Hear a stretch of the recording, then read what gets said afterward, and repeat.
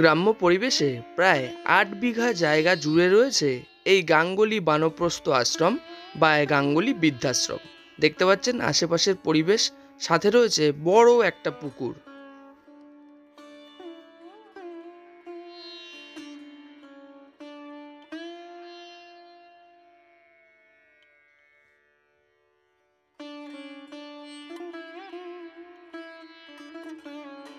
আমাদের গাঙ্গুলি বানপ্রস্থ আশ্রম, এটাই আমাদের মেন বিল্ডিং। আসুন, ভিতরে আসুন। 12 নম্বর রুম, এটা এখনো ফাঁকা আছে। আসুন, এটাই আপনাদেরকে দেখাচ্ছি। আচ্ছা বন্ধুরা, এই দত্তপুকুর এই গাঙ্গুলি বানপ্রস্থ আশ্রমের এটি হলো 9 নম্বর রুম, যেটি ফার্স্ট ফ্লোরের একটি রুম। দেখতে পাচ্ছেন এই রুমটা কিন্তু এখনো ফাঁকা রয়েছে। তো বড় জায়গা জুড়েই এই গাঙ্গুলি বানপ্রস্থ আশ্রম।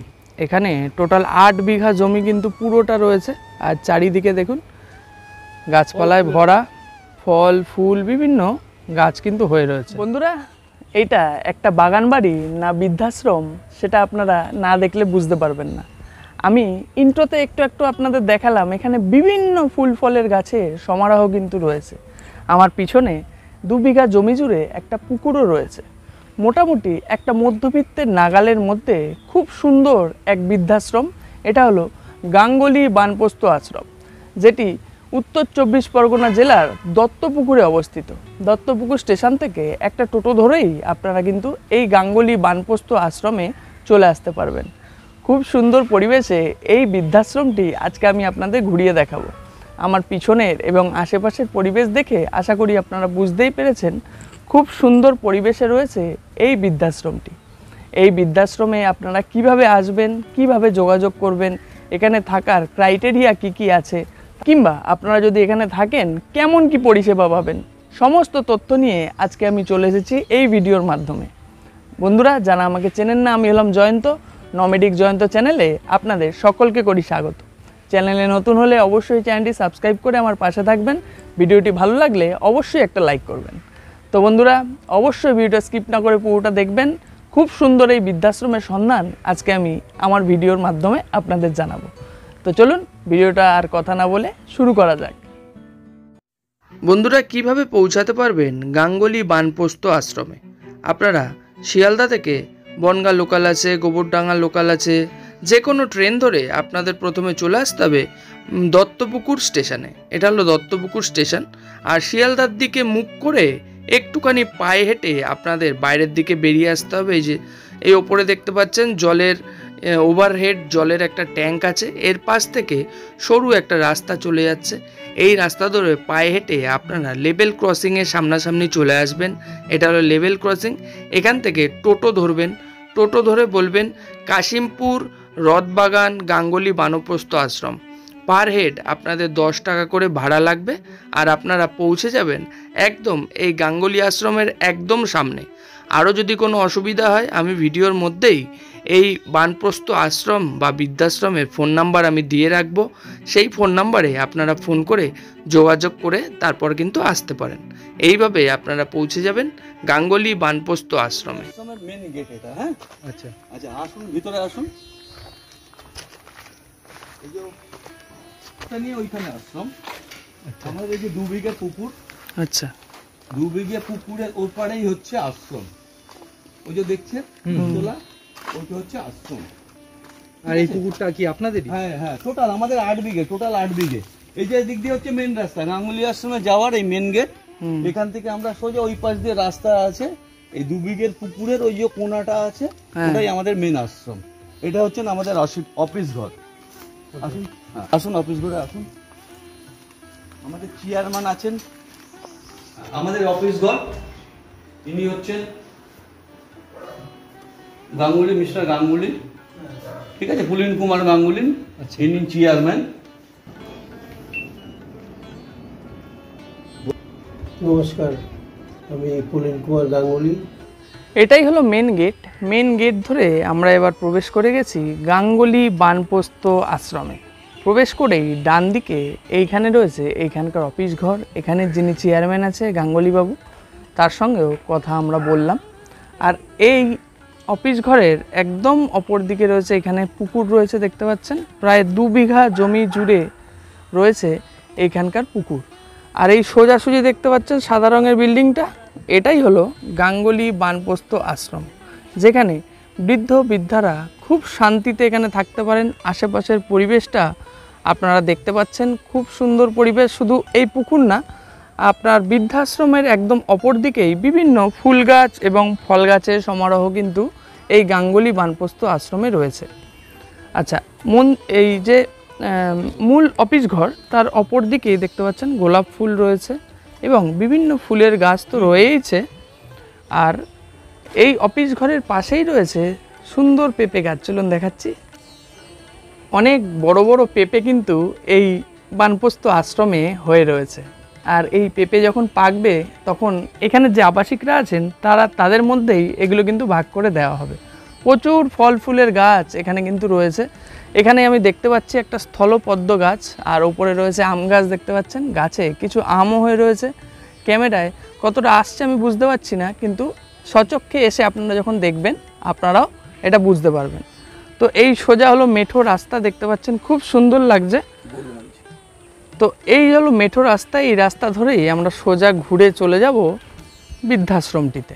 আর এইখানে একটা জিনিস দেখাই, অনেকেই আপনারা চিনবেন না, এটা হলো গোলমরিচ গাছ, দেখতে পাচ্ছেন আম গাছকে জড়িয়ে এটা উপরে ওঠার চেষ্টা করছে। তো বুঝতে পারছেন খুব সুন্দর পরিবেশ এই গাঙ্গুলি বানপ্রস্থ আশ্রমের। তো চলুন মেঠো রাস্তা ধরে এবার আমরা চলে যাচ্ছি। তো এই রাস্তা ধরে আমরা বৃদ্ধাশ্রমে যাওয়ার পথেই এখানে দেখুন একটা শান বাঁধানো পুকুরও রয়েছে। পুকুরে অনেক মাছও কিন্তু খেলে যাচ্ছে। এখানে বসার জায়গাও রয়েছে, এখানে বসে আবাসিকরা অনেকটা সময় কিন্তু কাটাতে পারবেন। আশেপাশের পরিবেশটা সত্যিই মনোমুগ্ধকর, এবং আমরা যে এখানে এসে নিঃশ্বাস নিচ্ছি একদম মানে মন ভরে যে নিঃশ্বাস নেওয়া বলে সেরকম একটা পরিস্থিতি এবং সেরকম একটা সিচুয়েশান ক্রিয়েট হচ্ছে। কিন্তু খুব সুন্দর পরিবেশ, খুবই ভালো লাগলো আমার এসে এখানে। এটাই হলো বানপ্রস্থ আশ্রমটি, এর ভিতরেও আমরা যাব। তার আগে দেখুন এই ডান দিকে এটা কিন্তু একটা মৌসুমী লেবু গাছ, এখানে কিছু লেবুও হয়ে রয়েছে, দেখতে পাচ্ছেন খুব সুন্দর হাওয়ায় দুলে যাচ্ছে লেবুগুলো, খুব ভালো লাগছে। আমাদের গাঙ্গুলি বানপ্রস্থ আশ্রম, এটাই আমাদের মেন বিল্ডিং। আসুন আপনাদেরকে ভিতরে নিয়ে যাচ্ছি।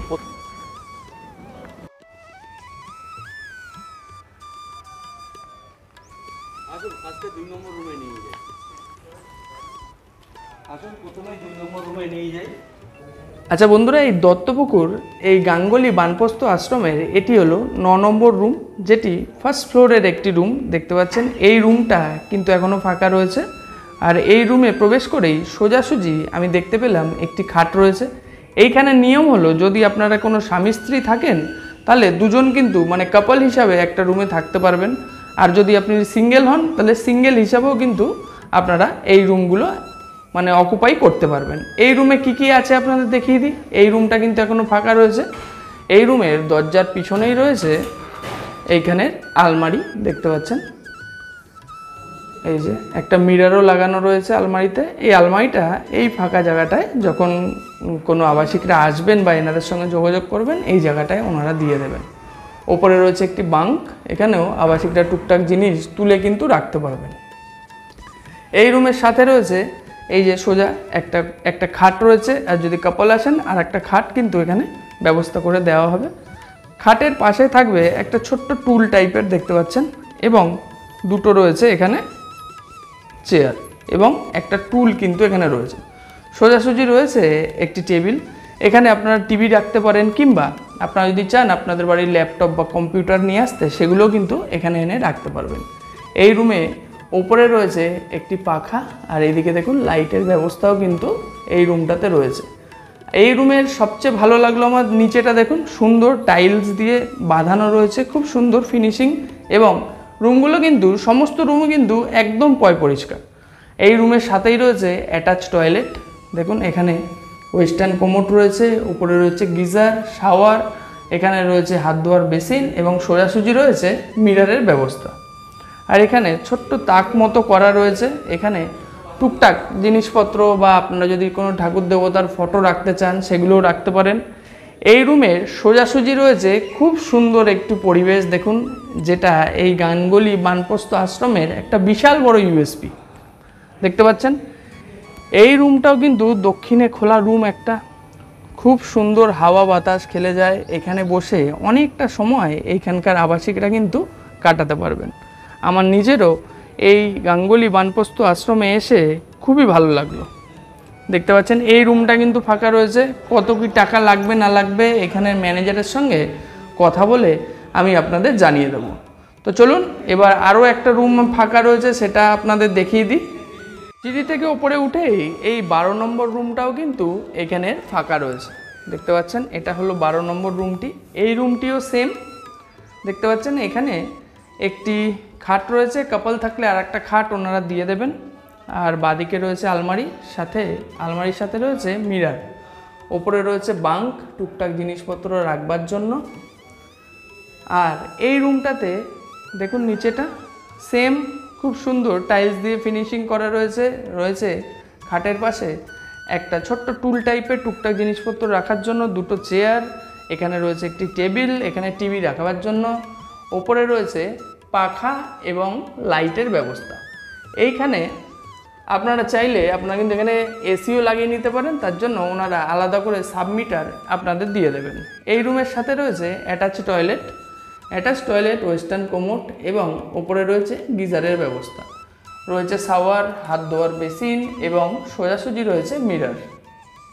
দেখতে পেলেন এই রুমের সাথেও রয়েছে একটা ছোট্ট ব্যালকনি।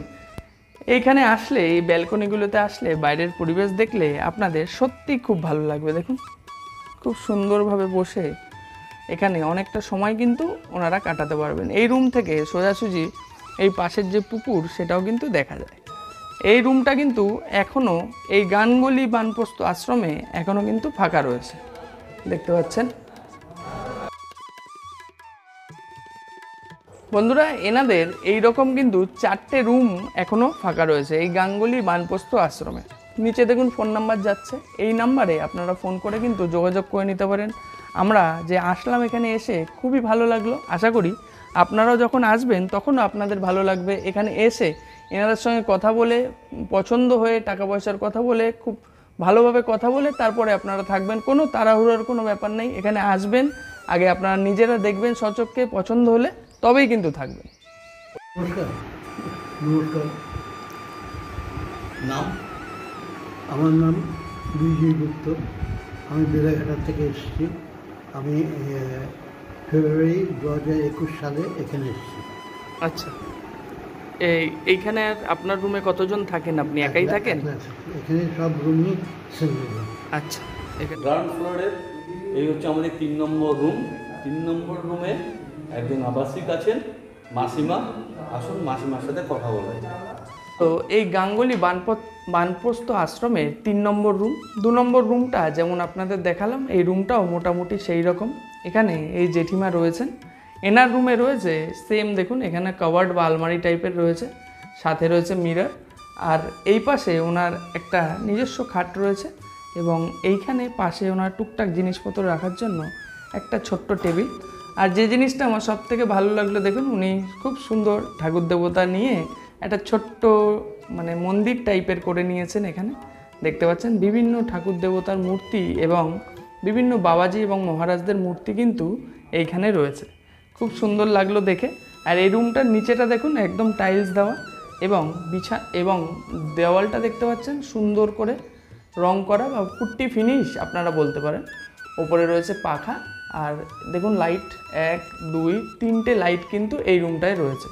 সাথে রয়েছে 4টে রয়েছে। আচ্ছা, একটা ছোট্ট নাইট ল্যাম্পও কিন্তু এখানে রয়েছে। আর এখানে রয়েছে একটা বড় এলইডি টিভি দেখতে পাচ্ছেন, তার সাথে টেবিল রয়েছে এবং দুটো কিন্তু চেয়ার রয়েছে। তাই তো আপনার সঙ্গে কথা বলবো আমি, আগে রুমটা বন্ধুদের দেখিয়ে দিই। সাথে রয়েছে এইখানের অ্যাটাচ টয়লেট দেখতে পাচ্ছেন, যেমন হয় খুব সুন্দর ফিনিশিং টয়লেটেও। আর এখানেও রয়েছে ওয়েস্টার্ন কোমোড, সামনে রয়েছে মিরর এবং ওয়াশ বেসিন। ওপরে রয়েছে গিজারের কিন্তু ব্যবস্থা, যথেষ্ট বড় একজনের জন্য এই টয়লেটটা। আর এই রুমের সঙ্গেই রয়েছে এখানের ছোট্ট একটা ব্যালকনি। খালি বাইরের দৃশ্যটা দেখুন, খুব ভালো লাগবে আপনাদের। এটা হলো বাইরের দৃশ্যটা। এখান থেকে বাইরের দেখুন ফুল গাছ, ফল গাছ খুব সুন্দর দেখা যায়। এখানে বসে এই রুমের আবাসিকরা মানে বসে অনেকটা সময় কিন্তু এখানে কাটাতে পারবেন। এই গাঙ্গুলি বানপ্রস্থ আশ্রমের এটাই হলো বড় একটা ইউএসপি বলতে পারেন। তো এই রুমে জেঠিমার সঙ্গে একটু কথা বলে নিই। নমস্কার, আপনার নাম বলবেন, কোথা থেকে এসেছেন বলবেন? আমার নাম কল্পনা নন্দী, আমি নিউ ব্যারাকপুর থেকে এসেছি। আচ্ছা, কবে এসেছেন? কত বছর হলো এখানে আছেন? এখানে 7 বছর পূর্ণ হয়ে মার্চ মাসে 8 বছরে পড়েছে। বাবা, এতদিন আছেন, তার মানে যথেষ্ট ভালো আছেন, না হলে তো হ্যাঁ। এতদিন থাকতে পারবেন না, তাই তো? আমি ভালো আছি বলেই তো রয়ে গেলাম। আচ্ছা, কি ভালো লাগে এখানে? পরিবেশটা ভালো লাগে, আচ্ছা, আর খাওয়া দাওয়াটা ভালো লাগে। কি করেন সারাদিন? কি আমি হুম আমাদের এখানে একটা অনুষ্ঠান হয়, যেমন রবীন্দ্রনাথ ঠাকুর, কাজী নজরুল ইসলাম, তারপরে সুকান্তকে নিয়ে আমাদের বিশাল একটা অনুষ্ঠান হলো। আমাদের পিকনিক হয়, আমাদের জন্মদিন, মানে আমাদের গাঙ্গুলি দাদা বলি, উনি আমাদের প্রত্যেকের জন্মদিন পালন করেন।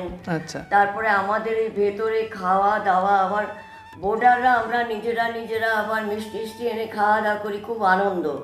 এবং এদের যে ব্যবহার বা কিচেনে যে মেয়েরা আছে বা এই মুক্ত আছে, দাদা ওরা আছেন, দাদার বোন আছেন, আমরা সবাই এক। আমার মনে হয় না যে এরা আমার আপন না। হুম, এই জন্য এত ভালো লাগে এখানে আছেন, তাই তো? মাঝখানে ঢুকছি। হ্যাঁ, আশ্রম সবাই বলে, কিন্তু আচ্ছা। আশ্রম না অ্যাকচুয়াল। দেখুন না, এটা আমি না। ব্যাপারটা হচ্ছে যে যারা ধরুন মাসিমা রয়েছেন, অনেক ছেলে মেয়ে বাইরে কাজ করেন। আচ্ছা, তা বাইরে কাজ করলে এনাদেরকে রাখবেন কোথায়? হ্যাঁ। বাড়িতে রাখলে বাজার করা ধরুন, বা ইলেকট্রিক বিল, গ্যাস, এই ওই ঝামেলা। এবার এখানে দিয়ে গেলে কি হচ্ছে, মাসিমাদের মানে এখানে যারা থাকছেন তাদের কোনো চিন্তা থাকছেন না, একটা সিকিউরিটির মধ্যে রয়ে গেলেন। এছাড়া ছেলে মেয়েও যে বাইরে থাকেন ওরা সুস্থভাবে রইলেন। হ্যাঁ, এটা অ্যাকচুয়াল আশ্রম আমরা বলি, কিন্তু এটা আশ্রম না।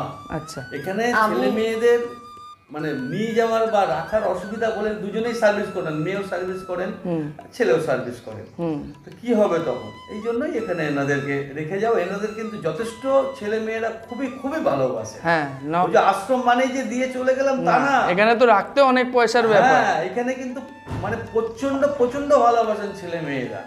শুধু থাকার ব্যবস্থা নাই বলে ওই জন্য, মানে ধরুন ছেলে মেয়ে চাকরি করলে কি করে নিয়ে যাওয়া যাবে না, তার জন্য এখানে এনাদেরকে আচ্ছা, দিয়ে যাওয়া। আমি এই আশ্রমটাকে খেলাঘর বলি। আচ্ছা, হ্যাঁ, আমার ভালো লাগে। আর আমার মানে আমার ফ্যামিলির প্রত্যেকেই আসে। আমি বাড়ি যাই, আবার চলে আসি, এইরকমই চলছে আজ এত না, বছর। বাড়ি গেলে আমি ডিস্টার্ব করে তো ফোন করি। তো সবাই বলে চলে এসো চলে এসো, একসাথে আনন্দ হয়।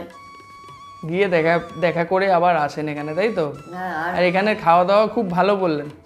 তো চলুন দেখি একটু খাওয়ার ঘরে যাওয়া যাক। যারা থাকেন প্রত্যেককেই এখানে এসে খেতে হবে। আচ্ছা, আর যারা ধরুন আসতে পারবেন না, একটু অসুস্থ আছেন, তাদেরকে রুম সার্ভিস মানে রুমে দিয়ে আসা হয়, ওটা রুম সার্ভিস করা হয়। আসুন, আপনাদেরকে এই হচ্ছে আমাদের টোটাল খাওয়ার জায়গা। ঠিক আছে, এই 4টে টেবিল, বেড়ে গেলে আরও আমরা টেবিল বাড়িয়ে দিই।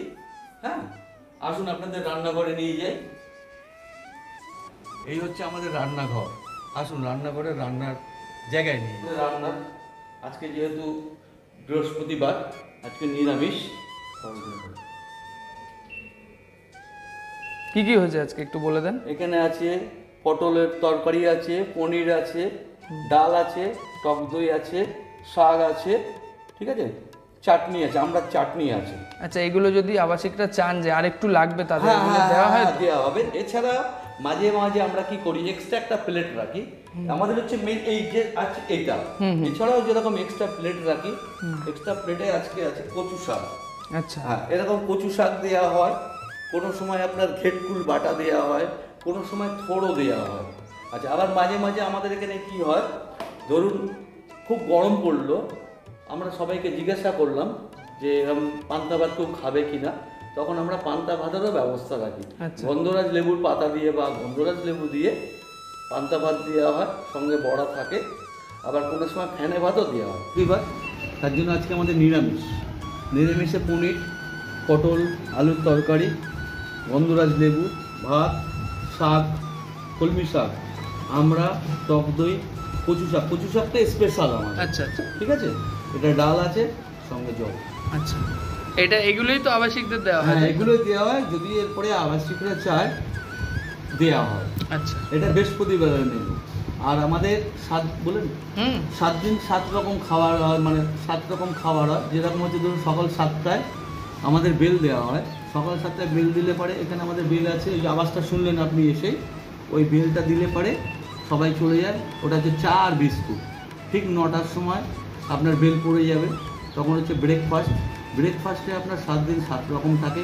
কোনো সময় এগরোল, কোনো সময় চাউমিন, কোনো সময় ডালিয়া, কোনো সময় পান্তা ভাতও, যে বললাম আপনাকে একটু আগে যে পান্তা ভাতও দেওয়া হয়, কোনো সময় রোল, মানে 7 দিন 7 রকম দেওয়া হয়। আর একটার সময় যেরকম আমাদের থাকে 4 দিন মাছ, 1 দিন মাংস, 1 দিন নিরামিষ, 1 দিন ডিম, এই হচ্ছে 7 দিন 7 রকম খাবার। আর রাতের বিকেলবেলা থাকছে আপনার চা, মুড়ি, বিস্কুট, কোনো সময় বেগুনি, কোনো সময় ছোলা সিদ্ধ, এটা হচ্ছে সন্ধ্যাবেলা। আর রাতের বেলা যদি কেউ ভাত খেতে চান ভাত খাবেন, যদি কেউ রুটি খেতে চান তাহলে আগে জানাতে হবে, তার জন্য রুটি করা হবে। যদি কেউ ভাত রুটি খেতে চান সেটাও জানানো হবে। 2 রকম তরকারি থাকে, সঙ্গে ডাল থাকে আর ভাত থাকে। এটা হচ্ছে আপনার রাতের খাবার। তো এখন দুপুরের খাওয়া দাওয়া করবো আমরা, তাই তো? এখন ঠিক আমরা আছে। দুপুরে খাওয়া দাওয়া করা হচ্ছে।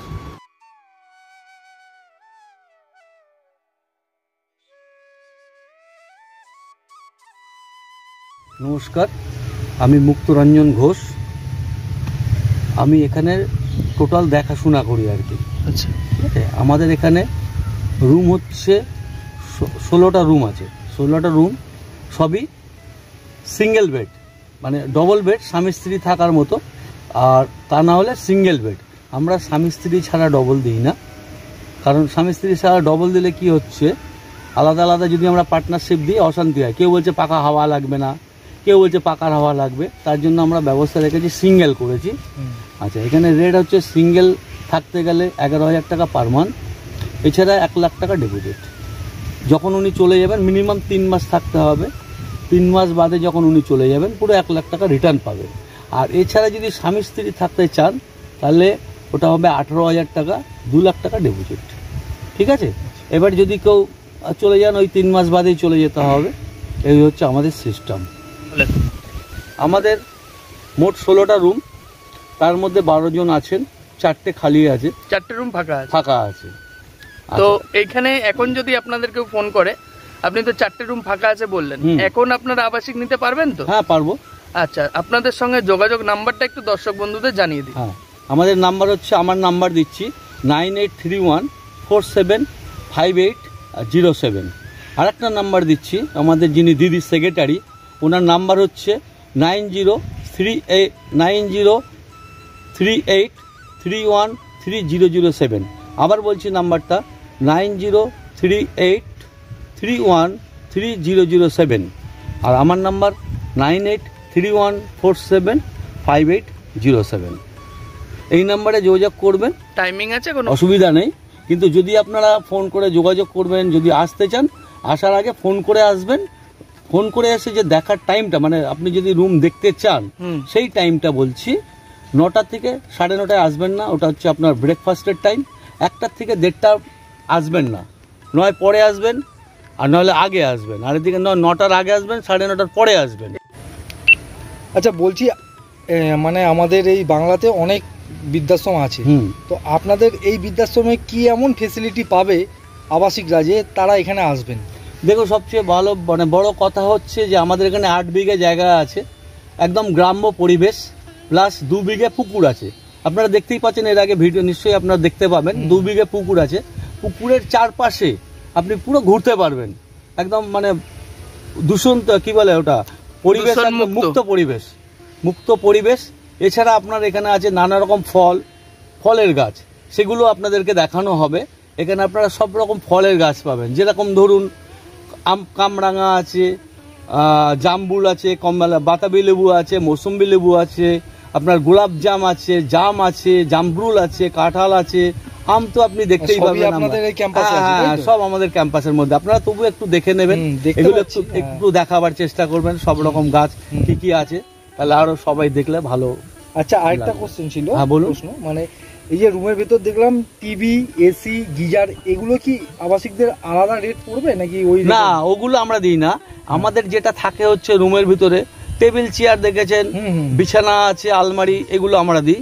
আর যেগুলো আর গিজার আছে, বাথরুমে গিজার আছে, ওগুলো আমাদের। এবার যদি আপনি টিভি বলুন, এসি বলুন, আপনি ফ্রিজ বলুন, বা মাইক্রো ওভেন, ইলেকট্রিক কেটলি, এগুলো যদি কোথায়, এগুলো আপনাকে আলাদা নিজস্ব নিয়ে আসতে হবে। হ্যাঁ, আপনি নিয়ে আসবেন। এবার আমাদের এখানে কি হচ্ছে, ওটা আমরা সাবমিটার লাগিয়ে দেবো। সাবমিটারে যেটা উঠবে সেটা আমাদেরকে পে করতে হবে। এটা আমরা দিই না। ঠিক আছে, ঠিক আছে। খাওয়া দাওয়ার ব্যাপারটা তো আপনি আগে জানিয়েছেন দর্শক বন্ধুদের। তো এইখানে আপনাদের এখানে যে আবাসিকরা আছেন, তাদের যদি কোনো শরীর খারাপ হয় কিংবা অসুস্থ হয়ে যান তারা, এবং কোনো সময় কোনো আবাসিককে হসপিটালে ভর্তি করতে হয়, তাহলে আপনারা কি ব্যবস্থা নেন? হ্যাঁ, অবশ্যই, এটা আপনি ভালো প্রশ্ন করেছেন। যদি কেউ অসুস্থ হয়ে যায়, আমাদের এখানে একটা লোকাল ডাক্তার আছে, ওনাদেরকে নিয়ে আসি। তা ওনাদেরকে আনার পরে যদি উনি মনে করেন যে অল্প কিছু ওষুধ দিলে ঠিক হয়ে যাবে, তাহলে আমরা সেটা সঙ্গে সঙ্গে আনাবার ব্যবস্থা করি।